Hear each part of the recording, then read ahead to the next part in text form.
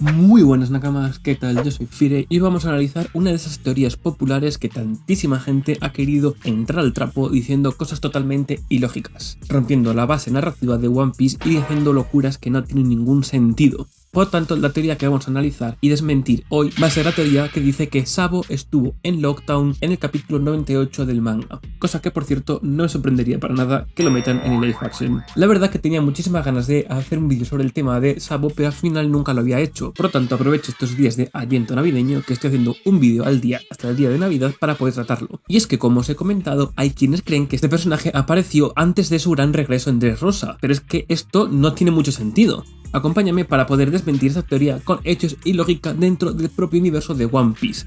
Vamos a ello. En el episodio de Lockdown, donde Luffy está a punto de ser ejecutado por Buggy, hay una breve aparición de un personaje misterioso, el cual en aquel momento no llamó atención a absolutamente a nadie por motivos bastante lógicos, y es que su silueta y vestimenta se parecen mucho a las de Sabo. Es por esto que muchos fans han especulado que podría ser él, especialmente porque sabemos que Oda a menudo introduce personajes de manera sutil bastante antes de sus grandes apariciones. Sin embargo, ¿realmente esta teoría tiene sentido si nos detenemos a pensar en el contexto y los eventos que conocemos sobre Sabo? Vamos a analizarlo un poco más a fondo.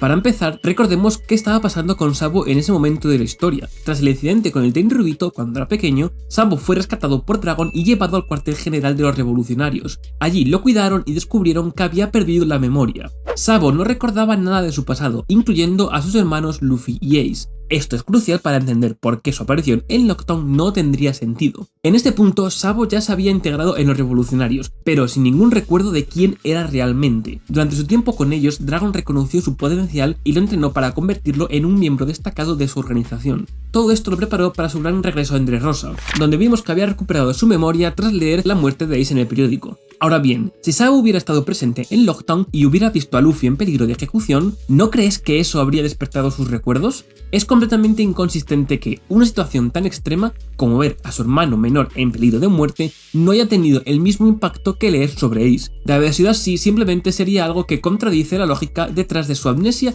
y del momento tan cuidadosamente diseñado por Oda para la recuperación de su memoria.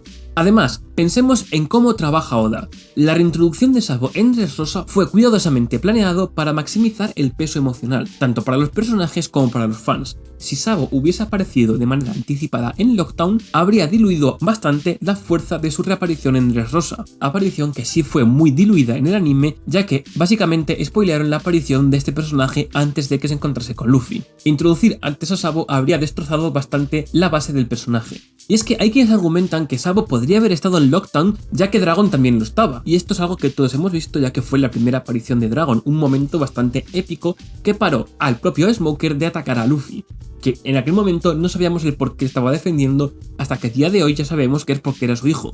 Y sí, esto tendría sentido, ya que es la mano derecha del ejército revolucionario, es el jefe de personal. Pero entonces, si Sabo estaba con Dragon y estaba presente en la casi ejecución de Luffy, ¿por qué no reaccionó al verle en peligro? Esta situación pierde toda coherencia posible. Por otro lado, la explicación más lógica es que este personaje misterioso de Lockdown no era Sabo en absoluto. Podría ser simplemente un civil con un diseño que luego Oda utilizó como base para Sabo.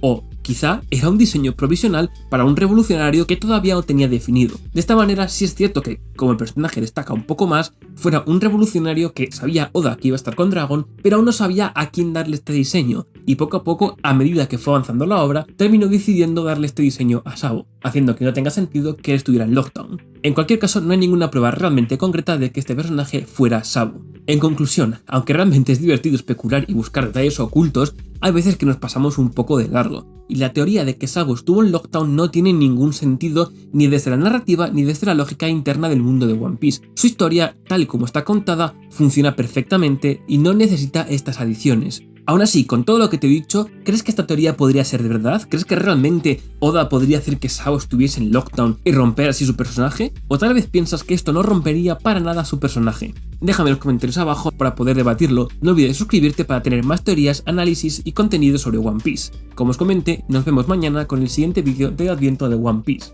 Adiós.